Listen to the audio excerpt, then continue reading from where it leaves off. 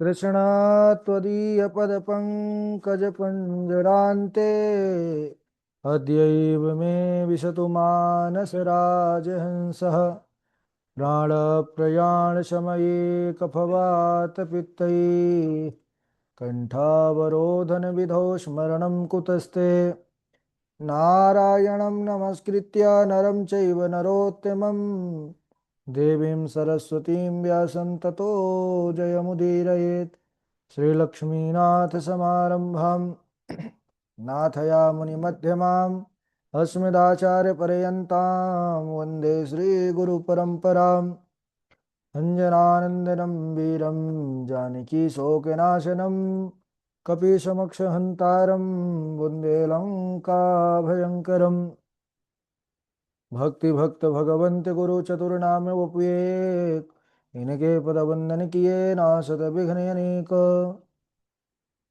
बोले वृंदावन बिहारी लाल की जय। भागवत महापुराण की जय। सुखदेव भगवान की जय।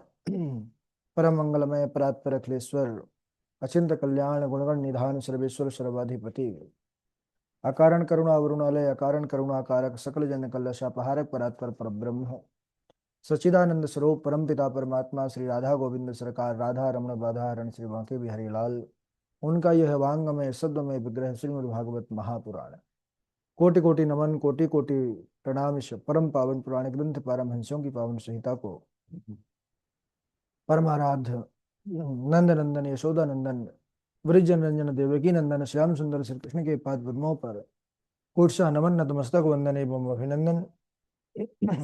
उनकी आह्लादनी शक्ति प्राण प्रिया जगत वंदनी वृषभानंदनी भासुती जगदीश्वरी बरस आने वाली श्री किशोरी जो के पावन चरण बिंदों पर कोटसा प्रणत समस्त भूतादि को सीये राम मैं सब जग जानी करहूँ प्रणाम जोरी जोग पानी। हम सबका यह परम सौभाग्य कि भागवत साप्ताहिक कथा सीखने का सदसंकल्प विचार लेकर के एक स्थान पर एक साथ जुड़कर इस पावन पुराण की तैयारी कर रहे हैं। ऐसा सौभाग्य नंदन नंदन की विशेष अनुकंपा के बाद ही जीवन में आता है। हम सबका यह दायित्व है, कर्तव्य है, जो अवसर ठाकुर जी ने दिया है सच्ची लगन निष्ठा परिश्रम के साथ इस अवसर का पूर्ण रूप से लाभ लें। इस समय हम सब बड़े ही पावन चरित्र पर चर्चा कर रहे हैं। प्रथम स्कंद अंतर्गत हम सब कल के दिवस पर पूर्व दिवस पर चर्चा कर रहे थे किस प्रकार से पितामह भीष्म अंतिम समय भगवान के चरण कमलों का ध्यान करते हुए दर्शन करते हुए अपने आत्म स्वरूप उस परम ज्योति को भगवान के चरणों में ही विलीन कर दिया। देवता लोग जय जयकार कर रहे हैं, पुष्पों की वर्षा कर रहे हैं, ढोल नगाड़े बजा रहे हैं कि धन्य है महाराज पितामह भीष्म, आपका भाग्य जो सामने जगत का पालक जगत का रक्षक जगत का स्वामी श्री कृष्ण खड़े हुए हैं और उनके ही देखते देखते आपने अपने प्राणों को उन्हीं के चरणों में विलीन कर दिया। ऐसा सौभाग्य तो बड़े बड़े योगियों के लिए भी दुर्लभ है। इसके बाद धर्मराज युधिष्ठिर ने पितामह भीष्म का अंत्येष्टि क्रिया किया और उसके बाद पांडवों से आज्ञा लेकर के भगवान श्री कृष्ण भी द्वारिका नगरी को पहुंच गए, क्योंकि प्रभु द्वारिका के राजा हैं। सर्वप्रथम भगवान पहुंचे हैं, अपने माता पिता को प्रणाम किया, महल में प्रवेश किया। इधर शौनक जी सूत जी महाराज से जिज्ञासा करते हैं, अश्वत्थाम्नोपसृष्टेन ब्रह्मशीर्ष्णोरुतेजसा उत्तरायाः तो गर्भायि सेनाजीवितः पुनः तस्य जन्म महाबुद्धे कर्माणि च महात्मनः निधनं चायथैवासी सा प्रेत्य गतवान् यथा। सौनक जी पूछते हैं सूत जी महाराज से कि हे महाराज, अश्वत्थामा के ब्रह्मास्त्र से जो उत्तरा का गर्भ नष्ट हो गया था, भगवान की कृपा से वह गर्भ पुनः संरक्षित हुआ, तो फिर उस बालक का किस प्रकार जन्म हुआ, उसके जीवन के कैसा कर्म रहे, ये भी बतलाइए, कैसे उन्हें मोक्ष की प्राप्ति हुई। सूत जी कहते हैं, हे शौनकादि ऋषियों, उत्तरा के गर्भ में जब उस 10 मास के नन्हे शिशु ने अपने सामने ब्रह्मास्त्र के भयंकर तेज को देखा, उसके तेज से वह जलने लग गया। उसी समय प्रभु करुणावत्सल उत्तरा के केवल एक पुकार से भागे भागे गर्भ में अंगुष्ठ मात्र का रूप धारण करके प्रविष्ट हो गए, और वह उसी प्रकार ब्रह्मास्त्र के तेज को नष्ट कर दिए, समन कर लिए, जैसे कि भगवान सूर्य नारायण भुवन भास्कर उदय होकर के कोहरे को अपने किरणों से, प्रखर किरणों से नष्ट कर देते हैं। ऐसे ही वह महाराज संपूर्ण उस ब्रह्मास्त्र के प्रभाव को नष्ट कर दिया प्रभु ने। अब इधर भगवान ने रक्षा कर दिया। समय आने पर जब उस बालक का जन्म हुआ, बड़ी प्रसन्नता हुई सभी पांडवों को। अच्छा, वह बालक जिसकी गोद में जाता तो परीक्षण करता, यानी कि मैंने जिस पुरुष का, त्रिभुवन सुंदर का गर्भ में दर्शन किया था, क्या वही यही तो नहीं है। ऐसे ही सबको परीक्षण करते, जिसके कारण इनका नाम ही हो गया परीक्षित। बोलिए परीक्षित महाराज की जय। अब परीक्षित महाराज कहते हैं कि उस समय ब्राह्मणों ने स्वस्ति वाचन कराया, जात कर्म संस्कार कराया, नामकरण किया और बतलाया कि भगवान के द्वारा रक्षित यह बालक है, इनका नाम विष्णुरात होगा। और इसके अलावा इनके भविष्य का वर्णन किया है दैवज्ञों ने कि महाराज, यह आपका जो पौत्र है दशरथ नंदन राम के समान ब्राह्मण भक्त होगा, सत्य प्रतिज्ञ होगा, महाराज शिवी के समान दाता, शरणागत वत्सल में दुष्यंत के समान, धनुर्धर में सहस्त्रार्जुन कौन्तेय अर्जुन के समान, अग्नि के समान दर्धस, समुद्र के समान दुस्तर होगा, और आश्रय देने वालों में तो लक्ष्मीपति नारायण के समान इनके गुण होंगे। बोले महाराज, इसमें सब अच्छा ही अच्छा है, लेकिन अंतिम में एक छोटा सा दोष है। क्या? बोले इनकी जो मृत्यु होगी वो सर्प के काटने से होगी। दुखी हो गए महाराज युधिष्ठिर। बोले महाराज दुखी मत होइए, कैसे मृत्यु होगी पता है? एक ब्राह्मण श्राप देंगे तक्षक सर्प डसने से 7 दिनों के अंदर मृत्यु होने का। लेकिन उस समय परीक्षित महाराज परम वैराग्य को धारण करके शुक्रताल पावन तीर्थ पर जाएंगे। सुखताल पर जा करके सुखदेव जैसे महात्मा का सानिध्य प्राप्त होगा, उनकी कृपा से भागवत रस अमृत का पान करेंगे, और ये मरेंगे नहीं, ये युगों युगों तक के लिए अमर हो जाएंगे। आहा। अब तो महाराज इतने प्रसन्न हुए पांडव लोग, ब्राह्मणों को बहुत सी दक्षिणा दिए हैं। ब्राह्मण गण प्रसन्न होकर के अपने अपने स्थान को गए। इधर विदुर तीर्थ यात्रायाम मैत्रेयादात्मनो गतिम ज्ञात्वा गार्धस्तिनपुरम तया वाप्त विवित्सितः। सौनक जी कहते हैं कि महात्मा विदुर महर्षि मैत्रेय जी से आत्मज्ञान प्राप्त करके तीर्थ यात्रा से हस्तिनापुर लौट आए। उसके बाद क्या हुआ? तो सूत जी महाराज ने कहा कि देखो भाई, जब वह हस्तिनापुर आए तो सभी पांडव बड़े प्रसन्न हुए। अच्छा, अभी तक महाराज धृतराष्ट्र ही बचे हैं, बाकी सब तो 100 के 100 पुत्र मारे गए थे युद्ध में। धृतराष्ट्र अभी उन्हीं के यहाँ थे, तो वह आए विदुर जी महाराज। विदुर जी महाराज धृतराष्ट्र के पास अकेले में गए और कहने लगे, हे महाराज, एक बात मैं आपसे कहना चाहता हूं, अगर आज्ञा हो तो। बोले धृतराष्ट्र की कहो विदुर, क्या कहना चाहते हो? बोले महाराज, आपके सब जो सगे संबंधी हैं, पुत्र हैं, बंधु बांधव हैं, सब मारे गए उस महाभारत युद्ध में। अधर्म के पक्ष वाले सब मारे गए, और आप इस प्रकार जिनको आपने मारने का प्रयास किया, जिनको विष दे करके मारना चाहा, जिनके पुत्र को महाराज चक्रव्यूह में फंसा करके मार दिया, उन्हीं के यहाँ आप अपमानित होकर के और उन्हीं के टुकड़ों पर पल रहे हैं। धृतराष्ट्र ने कहा, क्या करूं विदुर, चाहता तो नहीं हूं, लेकिन मैं अंधा हूं, देख नहीं सकता, कहाँ जाऊं मैं भजन करने? विदुर जी ने कहा, महाराज, यदि हृदय में रास्ता है तो बंद दरवाजे में भी रास्ता है। यदि हृदय में आस्था है तो बंद दरवाजे में भी रास्ता है। आप हृदय पर ये धारणा तो प्रकट कीजिए कि मैं भगवान का होऊंगा, भगवान की साधना भजन करूंगा। बोले करना तो बहुत चाहता हूं, बड़ा मन है, कौन कराएगा ये साधना, कौन हमको सुंदर तीर्थ तक लेके जाएगा। विदुर जी ने कहा चलिए महाराज, अगर आप जाना चाहते हैं तो मैं हूँ। तीर्थ में ले गए हैं महाराज, सुंदर उत्तर की ओर, जहां पर माता गंगा का सुंदर किनारा है। और उसी पावन क्षेत्र में जा करके और महाराज धृतराष्ट्र और गांधारी पति पत्नी तपस्या करने लग गए। यहाँ प्रातःकाल प्रणाम करने आए युधिष्ठिर देखे कि काका जी नहीं है, ताऊ जी। रोने लगे, क्या हो गया अपराध संजय मुझसे, जो काका जी हमको छोड़ करके चले गए, क्या भूल हुई। संजय कहने लगे महाराज भूल तो कोई नहीं बता के गए। तब तक तो वहां पर देवर्षि नारद आ गए तुम्बुरु ऋषि के साथ। नारद जी ने कहा हे युधिष्ठिर, आप बिल्कुल भी चिंता मत करिए, वह आपसे नाराज होकर के नहीं गए, वह तो आत्म कल्याण करने के लिए कुछ साधन कर रहे हैं।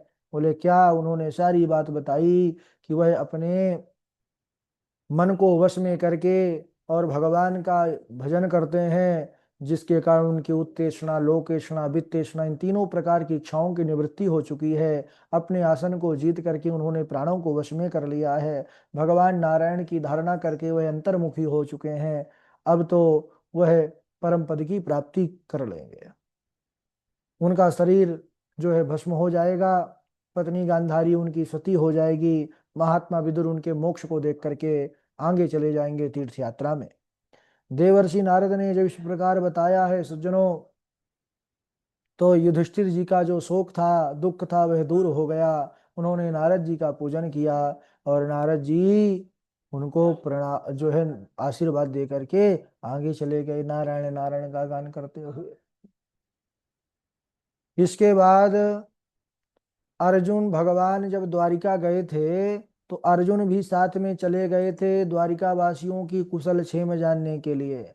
और यहाँ पर 7 महीने हो गए, लेकिन ना तो अर्जुन द्वारिका से आए, ना ही अर्जुन का कोई समाचार द्वारिका से आया। और इधर महाराज युधिष्ठिर को बहुत अपशगुन दिखाई देने लग गया। संप्रस्थिते द्वारकायाम जिष्णो बंधो दृदृक्षया। भगवान को देखने की इच्छा, यानी अर्जुन को देखने की इच्छा बहुत हो रही है कि कैसा होगा अर्जुन, क्योंकि इस समय अपशगुन ऐसा दिख रहा है जो अनिष्ट का सूचक है। अपशगुन यानी कुछ बुरा। अरे बोले भाई आवाज कम करें।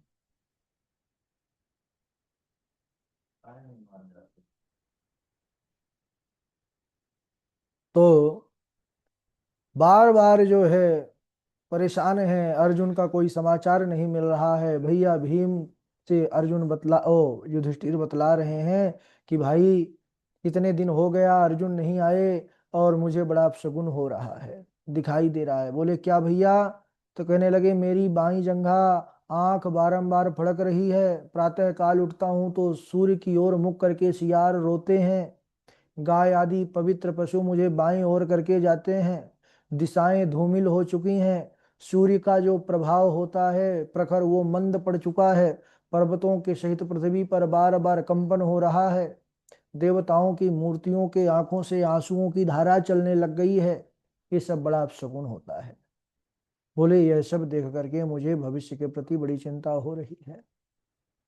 तभी महाराज यह चर्चा हो ही रही थी कि सामने से अर्जुन आ रहे थे रोते रोते, मुख कांति से हीन तेज से हीन। हा। तो युधिष्ठिर पूछते हैं अर्जुन क्या हुआ। कच्चिदानरत पुरियान्न स्वजना सुखमाशते। हे अर्जुन तुम रो क्यों रहे हो, तुम्हारी यह दशा कैसी है।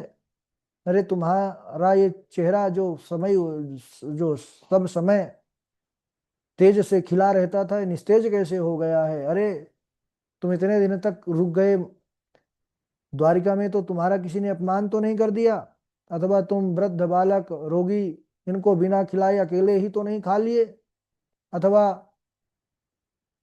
तुमने कोई बड़ा भयंकर पाप तो नहीं कर दिया। इस प्रकार बहुत सी यहाँ पर प्रश्न किए हैं। लेकिन फिर विचार किया, अर्जुन बोल नहीं रहे, समझ गए नहीं नहीं, अर्जुन जैसे महान सज्जन व्यक्ति ये कार्य नहीं कर सकते। तब उन्होंने कहा, मैं समझ गया तुम्हारे दुख का कारण। कच्चित पृष्ठ तमे नाथ हृदय नात्म बंधुना शून्योस्मि रहितो नित्यम मन्यसे तेन्यथा नरुक। अर्जुन, तुम जिसको परम हितैषी अपना प्रियतम सर्वस्व मानते थे, तुम उन्हीं कृष्ण से रहित हो गए हो। यही तुम्हारे दुख का कारण है, और तुम्हारे दुख का कोई दूसरा कारण नहीं है। जैसे ही सुना तो वैसे ही महाराज रुधे हुए गले से रोते रोते अर्जुन ने कहा, बिल्कुल महाराज, आप ठीक कह रहे हैं। वंचितो हम महाराज हरिणा बंधुरूपिणा येन मे पहतम तेजो देव विस्मापनम महत। महाराज, मैं आज भगवान से रहित हो गया हूँ। भगवान श्री कृष्ण मित्र का रूप धारण करके मुझे ठग लिए। जैसे अमृत में चंद्रमा के समुद्र में रहते हुए भी मछलियां उसे नहीं पहचान पाती, वैसे ही मैं भी परमात्मा के साथ रहा, पूरा जो है तो समय दिया, लेकिन फिर भी उनको पहचान नहीं पाया। और भगवान जो है जब दूर हो गए, तब मुझे चला कि अरे भगवान का क्या प्रभाव होता है जीवन में जब वो रहते हैं तो, है ना। बड़ा सुंदर प्रसंग है। समय हो चुका है, इसलिए आज यहीं तक। इसके बाद अर्जुन का क्या वार्तालाप होता है उसको हम आगे के प्रसंग में सुनेंगे। चलिए, आप सब बढ़िया से तैयारी करिए, बढ़िया से तैयार करके और अच्छे से अच्छे जो है तो श्लोक चरित्र सब तैयार करिए, है ना। और चलिए, कथा चल ही रही है, आप लोग सुनते भी होंगे। बारी बारी से श्लोक सुनाएंगे। सर्वप्रथम हमारे झा जी हैं, जी। और झा जी के बाद आगे नाम एक बार बोल देते हैं, उसी क्रम से फिर सुनते जाएंगे। सौम्या जी हैं, उनके बाद शिरीष जी हैं, शिवानी मिश्रा जी हैं, मनमोहन द्विवेदी जी हैं, शुभम कुमार जी हैं, जानकी लक्षराज जी हैं, डॉक्टर वैशाली जी हैं, निरंजन कुमार जी हैं, सची तिवारी जी हैं, पंडित सचिन शास्त्री जी हैं, कृष्णा जी हैं, आचार्य शिवनंदन द्विवेदी जी हैं, लव कुश कुमार शुक्ला जी हैं, पायल जी हैं, अदिति चौबे जी हैं। चलिए झा जी, आप जो है पहले सुना दीजिए, फिर सबसे बारी बारी सुनते जाइएगा, बोलते जाइएगा, हम भी सुन रहे हैं, जुड़े ही हैं कक्षा से, है ना। चलिए। राधे राधे गुरु जी। राधे। सदेव देवो भगवान प्रतीक्षताम् कलेबरं यावदिदं हिनोम्यहम् प्रसन्नः सारुणलोचनोल्लसन् मुखाम्बुजोध्यानपथश्चतुर्भुज इति मतिरूपकल्पिता वितृष्णा भगवती सात्वत पुंगवे विभुवनिम् स्वसुखमुपगते क्वचिद् विहरतुम् प्रकृतिमुपेयुषि यद् भव प्रवाह। राधे राधे गुरु जी। हाँ, और आगे सुनाइए। हाँ झा जी, सुनते रहिए सबसे। राधे राधे गुरुजी। हाँ हाँ, सुनाइए। कस्मिन् युगे पवित्रेयं स्थाने स्थाने वा केन हेतुना कुतः संचोदितः कृष्णः कृतवान् संहितां मुनिः द्वापरे समनुप्राप्ते तृतीये युगपर्यये जाता पाराशरद्योगी वासव्यं कलयाहरे। राधे राधे गुरुजी। सुंदर, उसके बाद सुनाइए। गुरुजी राधे राधे। हाँ सुनाइए। नमस् हाँ, नमस्ते पुरुषं त्वाद्यमीश्वरं प्रकृते परम् अलक्ष्यं सर्वभूतानामन्त बहिरवस्थितं मायाजवनिकाच्छन्न मदज्ञाधोक्षजम्ययम् यथा ऋषिकेशखलेन देवकी कंसेन रुद्धाति चिरं शुचार्पिताः विमोचिताहं च सहात्मजा विभो त्वयैव नाथेन मुहुर्विपदगणात् विपदः सन्तु नः शश्वत् तत्र तत्र जगद्गुरु भवतो दर्शनं यस्यात् न पुनर्भव दर्शनम्। बहुत सुंदर, बहुत सुंदर। आगे सुनाइए। जी राधे राधे गुरु जी प्रणाम। हाँ, सुनाइए। यथा धर्मदस्यार्था मुनिर्वयानुकीर्तिता न तथा वासुदेवस्य नम यतता वासुदेवस्य महिमा महानुवर्णिता अहं पुरातिता भवे भवम मुने दास्यस्तु काश्चिन वेदवादिना निरुपति बालक एवं योगिनां शुशुषणे प्रावशी निर्विक्षताम् नमो भगवते द्रुपम वासुदेवस्य धीमहि नमो भगवते द्रुपम वासुदेवस्य धीमहि प्रद्युम्नाय निरुद्धाय नमः काष्ठण्यश्च। राधे राधे नमः गुरु। शिवाय च। बहुत सुंदर। आगे सुनाइए। राधे राधे। राधे राधे दादाजी। हाँ हाँ, सुनाइए। यम मनयसे मातुल्यं प्रियं मित्रं सुतमम् अक्रोह सचिवं दूतं सौरदाथ सारथिं सदेव देवो भगवान् प्रतीक्षताम् कलेवरं यावदीदं हिनोमयहं प्रस्नः सारुणलोचनुलस मुखाम्बुजो ध्यान पश्चतुर्भुज। राधे राधे दादाजी। बहुत सुंदर, बहुत सुंदर। आगे सुनाइए। राधे राधे गुरुदेव प्रणाम। हाँ हाँ, सुनाइए। भगवच्छोतुमिच्छामि नृणां धर्म सनातनं वर्णाश्रमाचार्युतं यत् पुमान् विन्दते परम् समोदमस्तपः शौचं सन्तोषः क्षान्तिरार्जवम् ज्ञानं दयाच्युतात्मत्वं सत्यं च ब्रह्मलक्षणम् न शिष्याननुबध्नीत ग्रन्था नैवाभ्यसेद् बहून् न व्याख्यामुपयुञ्जीत नारम्भानारभेत् क्वचित्। राधे राधे गुरुदेव प्रणाम। आगे सुनाइए। राधे राधे दादाजी। हाँ हाँ, सुनाइए। अस्मिन् युगे प्रवृत्तेयं तानेव केन हेतुना कुतः संचोदितः कृष्ण कृतवान् संहितं मुनिः द्वापरे समनुप्राप्ते तृतीये युगपर्यये जातः पराशराद्योगी वासव्यां कलया स्त्रीशूद्रद्विजबन्धूनां त्रयेण श्रुतिगोचरः। राधे राधे दादाजी। बहुत सुंदर। आगे राधे सुनाइए। राधे दादाजी।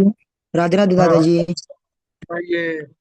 विपदो नैव विपदा संपदो नैव संपदा विपद विस्मरणं विष्णु संपन्न नारायणं स्मृतिः यं मन्यसे मातुलेयं प्रियं मित्र सुहृत्तमम् अक्रोवं सचिवं दूतं सोवृदादत सारथिम् इति मतिरुपकल्पिता वितृष्णा भगवति सात्वत पुंगवे विभुम्नि स्वसुखमुपगते क्वचिद्विहरतु प्रकृतिमप्ययुषि यद्भव प्रवाह।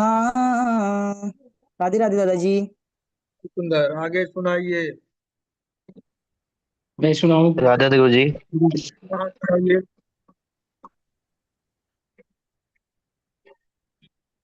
विपदो नैव विपदा संपदो नैव संपदः विपद विस्मरणं विष्णु संपन्नं नारायणं स्मृतिः यं मन्यसे मातुलेयं प्रियं मित्रं षडत्तमम् अकारो सचिवं दूतं षडदत्तादशारिथम्। राधे राधे गुरु जी। बहुत सुंदर। आगे सुनाइए। मैं सुनाऊं गुरु जी? हाँ हाँ, सुनाइए। राधे राधे गुरु जी। हाँ हाँ, सुनाइए। एष भाई एष वै भगवान् साक्षाद्यो नारायणः पुमान् मोहयन् मायालोकं गुदस्सरित विष्णुषु यं मन्यसे मातुलेयं प्रियं मित्रं सुहृत्तमम् अकरो सचिवं दूतं सोहृदाश्च सार्थितम् इति मतिरूपकल्पिता वितृष्णां भगवती सात्वत पुङ्गवे विभूमि स्वसुखमुपगते क्वचित् विहर्तुं प्रकृतिमुपेयुषि यत् भव प्रभा। राधे राधे गुरुजी। सुंदर, बहुत सुंदर। आगे सुनाइए। राधे राधे दादाजी, मैं सुनाऊं? हाँ, जरूर सुनाइए। नमस्ते पुरुषं तान्धमीश्वरं प्रकृते परम् अलक्ष्यं सर्वभूतानाम् अन्तर्बहिरवस्थितं पाहि पाहि महायोगिन् देवदेव जगत्पते नान्यं तद्भयं पश्य यत्र मृत्यु परस्परम। राधे राधे गुरुजी। सुंदर, बहुत सुंदर। ठीक है, आगे सुनाइए। हम सुनाए गुरुजी? हाँ हाँ, सुनाइए। राधे राधे गुरुजी। राधे राधे। शुरू से सुना दें मंगलाचार्य का। सुनाइए। अस्मद गुरुभ्यो नमः, अस्मद परम गुरुभ्यो नमः, अस्मद सर्वे गुरुभ्यो नमः। श्री राधा कृष्णाभ्यां नमः। श्रीमते रामानुजाय नमः। लंबोदरम परम सुंदरमेकदंतं पीतांबरं त्रिनयनं परमं पवित्रम्